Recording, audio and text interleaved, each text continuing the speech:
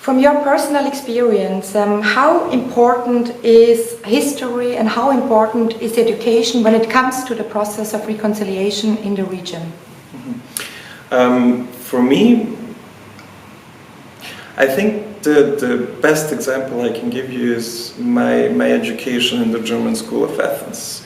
I was in a German school in Athens from my 12th year until my 18th year. I graduated there, and I went through the German education system, if I can say it this way. I have dealt with the past Germany had. In Greece, the German army during the Second World War committed many crimes in several villages, horrifying crimes.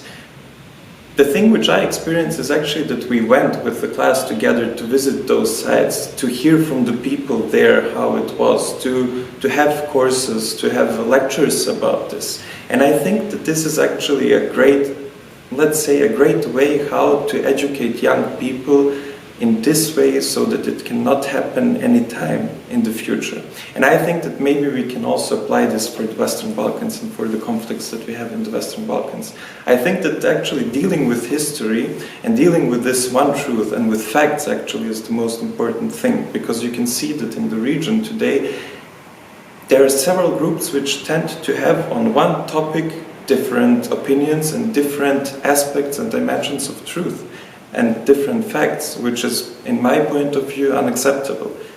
If crimes happened, we cannot differ in the way how they happened. The crime happened and we have to deal with it. And I think that this applies actually to all of the people. But to turn to your question again, and history teaching especially, what I heard and what I also read about is that there was this joint history teaching program in Thessaloniki, which was lately closed in, I think, in 2019. And they actually had this great idea for the last 20 years to develop a joint history program and to teach a joint history to the young people in the Western Balkans. And I think this is probably the only way how we can deal with the past and to deal with this history that we have. What role do you think does victimhood play, in the sense of also competitive victimhood, since we know there have been perpetrators on all sides, on many sides, there have been victims on all sides, on many sides, to different extents of course, and also from different institutional roles. But how can this be overcome, and what role does this victimhood, this competitiveness of victimhood has, especially also for a young person like you today?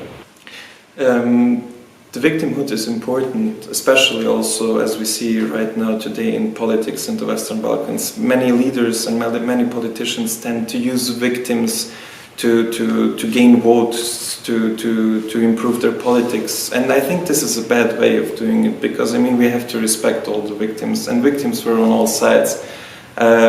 This competitive victimhood cannot lead to reconciliation. It can only lead to de-reconciliation, if I can say it this way.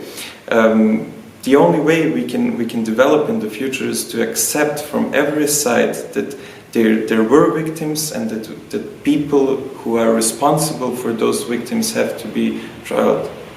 So this is my opinion. What do you think, what role does ethnicity, religion and language have when it comes to the process of reconciliation? In my point of view, religion and ethnicity and language are today used as barriers between the people in former Yugoslavia. And I think there should not be any barriers between us. Of course, there has to be borders. We are different states, and I respect it. But I think that what for me as a young person is important, that I understand that we are basically all the same. We share a common past, and we probably also share a common future. I mean, we all have to be part, we all want and have to be part of the European Union. This is our goal, so we have a common goal.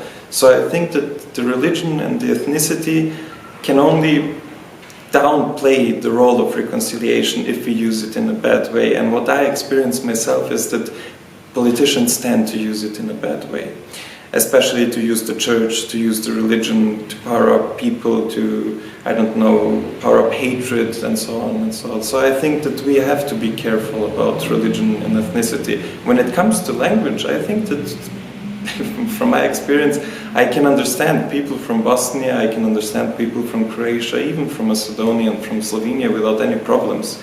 So I think that this is actually not a huge deal, if I can say it in this way. Of course, we have to respect that everybody has their own language but I think that the language is pretty much the same. Also the past and the history is pretty much the same in the last 100 and 200 years. And I think this is what counts. Of course, we have to accept and to respect the past and the culture of other neighboring states and countries, but still I think there is so many aspects of our everyday life which connect us. So I would more look into the connection way than into these barriers. And so that's the reason why I always, when somebody asks me about ethnicity or language or religion, those represent actually barriers to me. Thank you very much.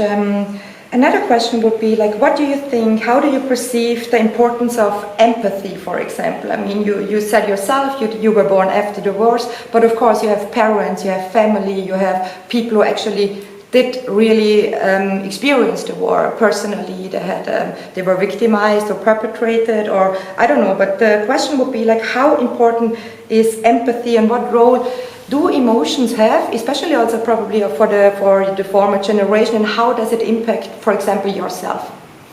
I think actually empathy and emotions play a pretty huge role in the Western Balkans. Being myself from Western Balkans, I can say that we are really emotional people, and we tend to emotionalize many aspects of our everyday life and also politics and history. On one side, this is a problem because you cannot emotionalize history or facts. It gets really dangerous, and that's what we can see right now in the Western Balkans. But on the other hand, it's important to understand that everybody has an emotion and has empathy.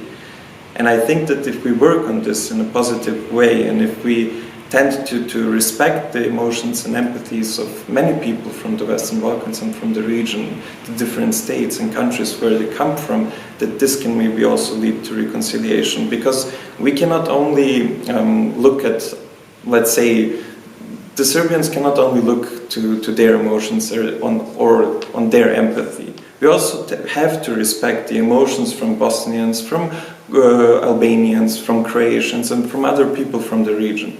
So I would say that the emotions play a huge role, and I think there cannot be any reconciliations without considering emotions.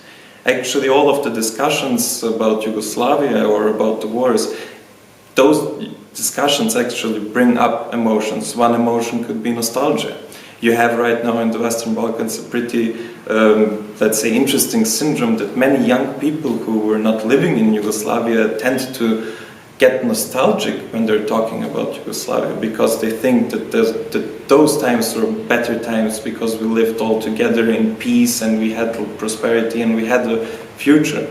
And right now you can see that many people tend to leave the newly established countries and to go away or tend to emigrate to another country so that they can build up a future in another country.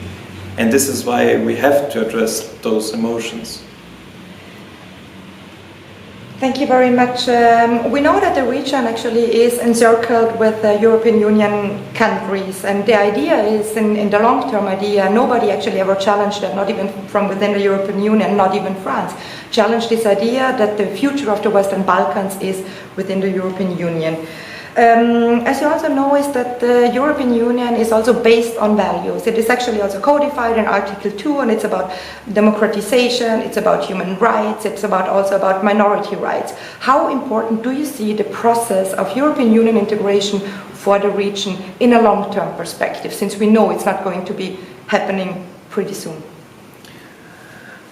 I think for most people from the Western Balkans, the European Union and actually the membership to the European Union is like the highest goal. And this is also how the politics in the last 20 or 30 years actually represented this fact to the people.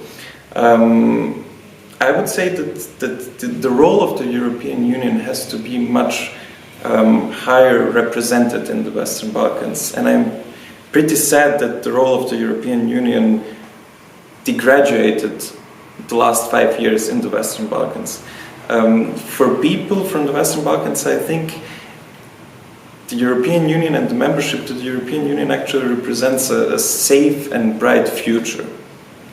This is also how I look on this topic. I mean, I think that with those European values and with the EU membership, some safety will come to the region, so that me, myself, can return back to Serbia and can establish a family there, so that my children can live in Serbia and be educated in Serbia in a good educational system, you know. And I hope that this will all come with the European Union, but still one has to be also a bit, let's say, one has to be careful about this opinion, because we cannot count only on the European Union.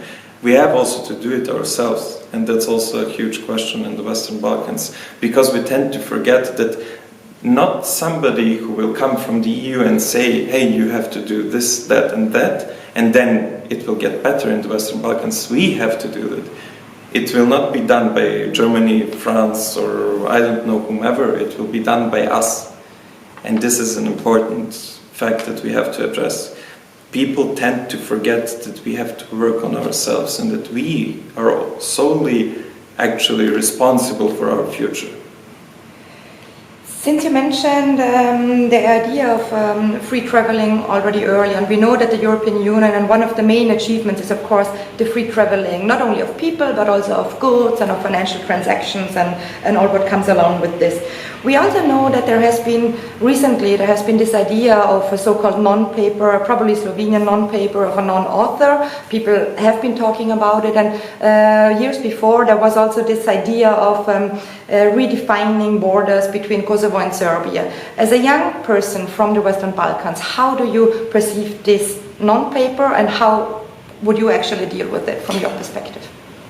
I think actually this shows that we have certainly not overcome the past. Maybe the people did, but the politicians not.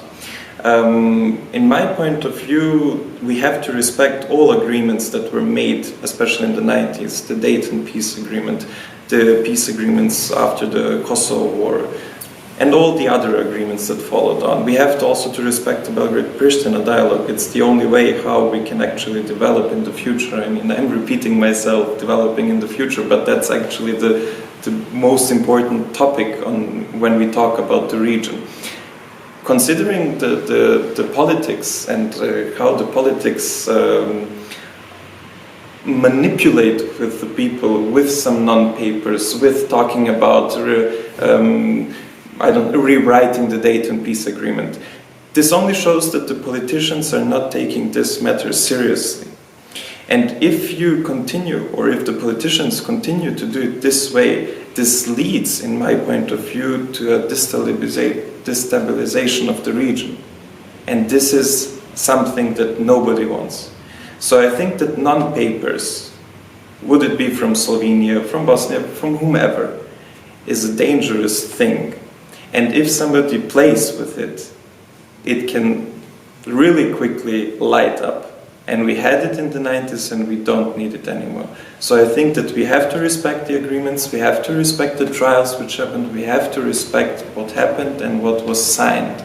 If we don't respect it, it will lead to a chaos. And we don't need it. So this is also a message to all the politicians that they have to take care of what they're doing, because if they don't do that, it's not going to end well for them, it's not going to end well for the people. And this is also something which is really interesting. In my point of view, the EU should step up in those situations and be clear about this and support the idea of respecting the agreements which were made and respecting the trials which were made. So I think and I expect from the EU to have one opinion also on this matter, and not to step aside and watch what's going to happen and then intervene slightly. In this area we need a direct and a certain reaction from the European Union. My last question would be, what is your wish for the region for the next 10 years? My wish is actually for the people in all of the countries in the Western Balkans to step up for their rights, to step up for their freedom and to step up for their democracy. Because it seems to me that in the last 20 years, or let's say also 30 years, we somehow let the politicians rule without controlling them enough. There were some protests. There actually were also some protests which brought to some results. I will remind you of the protests in 2000. It's called 5th of October, when Slobodan Milosevic's regime fell. And I would only ask one question. How did we develop in the last 20 years? I would also maybe say it to the Bosnians and to the people who are living in Bosnia and Herzegovina, or the people who are living in Montenegro, or the people who are living in Northern Macedonia, or in Kosovo also. How did we develop in the last 10, 20 years? Did we develop in a way that we wished that we will develop? Did we develop in a way that we can be proud when we say that we are from this region? Did we develop in a way that we can step up and say, we are an example for the world or for the European Union? No. My opinion is sadly a huge no. And I think that this is something that we have to work on. Reconciliation in the Western Balkans is also a part of this, and we have to be clear about it.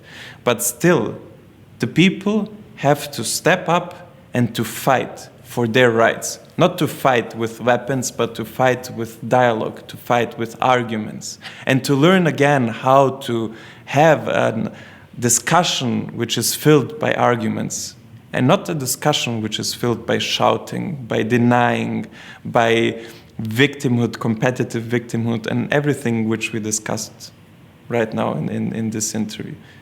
So nothing bad is going to happen if you step up for yourself. There is only something good which can happen. If you don't step up, then you have to accept the situation you're currently in, and you cannot mock anybody. So it is important to step up. And this is something what I wish. I wish this because I want to return to this region. I never left and said it's forever, you know. And I am sure for that for all of the other people who left are also sharing my opinion on this. We never left because we don't want to return. We want to return, and we will return. And we can help those people back in those states there to improve. And we are also doing this. This is also an interesting role of the diaspora, you know. We are always going back there for holidays, for meeting our family members and everything, you know. So I really think that people have to be more courageous. And it seems to me, not only in the Western Balkans, but in the world, that people tend to slowly not step up for themselves. And I think that it can only lead, you know, I mean, politics is about participation, you know. And I hear from young people, I mean, I myself, I studied political science, you know, and I hear from people, and many people, and many of my friends saying, oh, politics, you know, I don't have anything to do with them.